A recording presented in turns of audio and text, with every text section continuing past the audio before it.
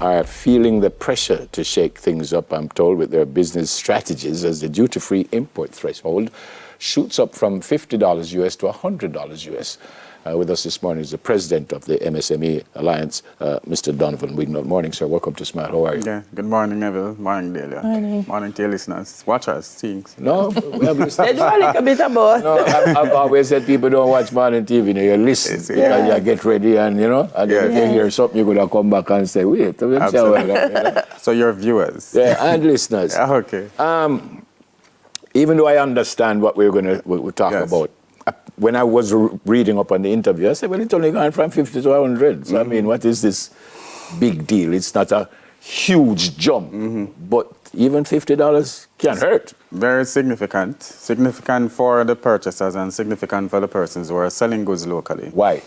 For traders. So $100 US is roughly 15 to 16,000 Jamaican dollars. If you go into a store, any one of those closed stores, in the plazas, in Sovereign, in the mall or Tropical Plaza, etc., majority of the stuff inside there is below $15,000. So quite a few people, and not a whole lot of people, because everybody who is shopping online has been shopping online.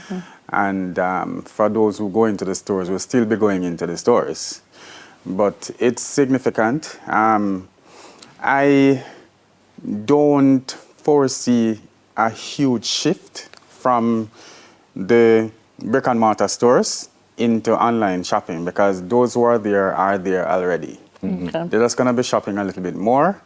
And, for the people who are in the logistics business, the logistics of bringing the packages from wherever they shop, whether it's Temu, Amazon, Fashion Nova, etc., the logistics to bring it here, those people who are involved in that business will be getting significantly more business, because people will be shopping a lot more. So, well, probably 50% more, So $100 difference in what you buy and getting a duty-free allowance for that really does benefit the shoppers. A $50 difference. $50 difference, sorry.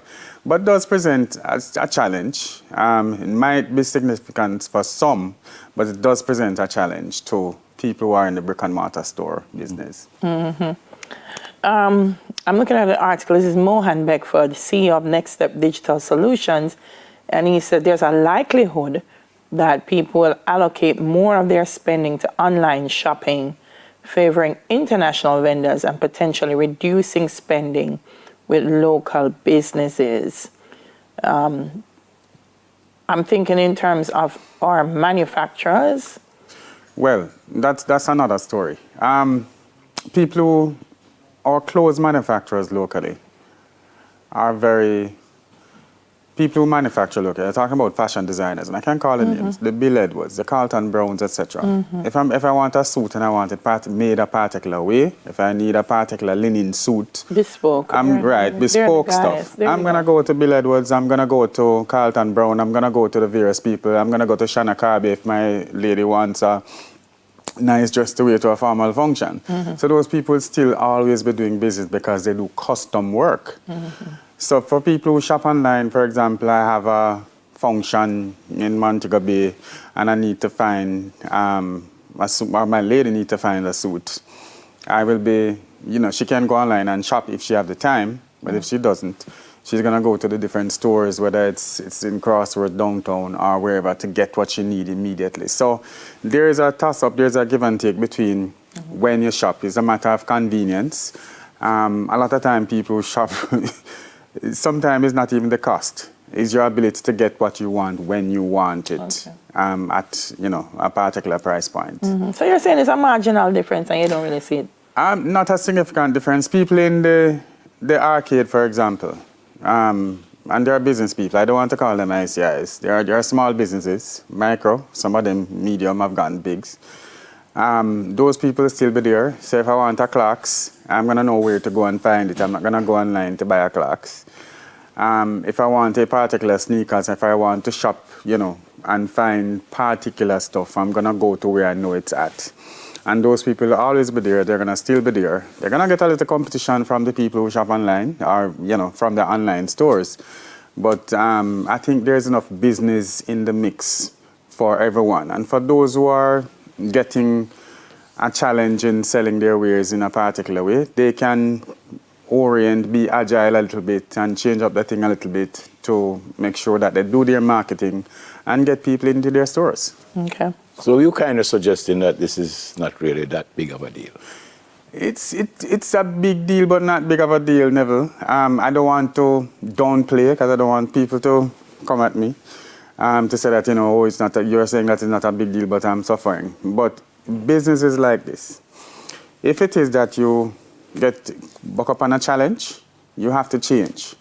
Every challenge presents an opportunity, and that's what I say. COVID presents an opportunity. Several people who I know started their business during COVID. Absolutely, and they were online businesses. Yeah. And they're still alive, they're still doing business, they're still buying for people and bringing it to people.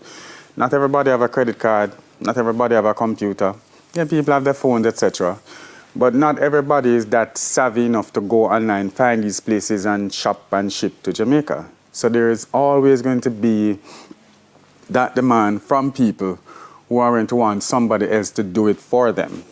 So I just think that if you have that type of business, it doesn't really affect services or non-tangible businesses. But if you have that type of business where you're selling goods, if you're selling, whether it's auto parts, whether it's kitchenwares, whether it's, household stuff, there's always a choice where you can go, and sometimes it boils down to convenience, price, and how soon you can get the stuff. By the way, when you heard the news that it's going to go from 50 to 100, what did you personally, you go so, or you go, wonder why? What did you do? No, I did clap because, I think on this very program we did an interview where I did say that we need an increase in the de minimis value. The value, we had asked for $200 actually. But, and the thing about it, it's not only for people who are shopping online. If you're coming through the customs hall, or if you ship something from abroad, you also get the benefit. So if you're traveling and I think it's $1,000 now, up from $500, there's also the benefit for those people. So across the board, the full gamut of the population does have a benefit. Full disclosure, I'm in that business, so I did clap and say, yes, good thing for us. But if you're saying 50 could be an issue, then 200 now would have sync them properly. Well, if you want 100, you're going to ask for 2. And hope and pray that you get somewhere in between. So that's what we did. Okay. All right. Good to see you, sir. Yeah, likewise. President of the MSME Alliance, Mr. Donovan Wignal. All right. Ramada Lyons, Prime Minister Youth Awardee, is coming up next. Heart of a champion, yeah. It's my time, it's my place, it's my destiny.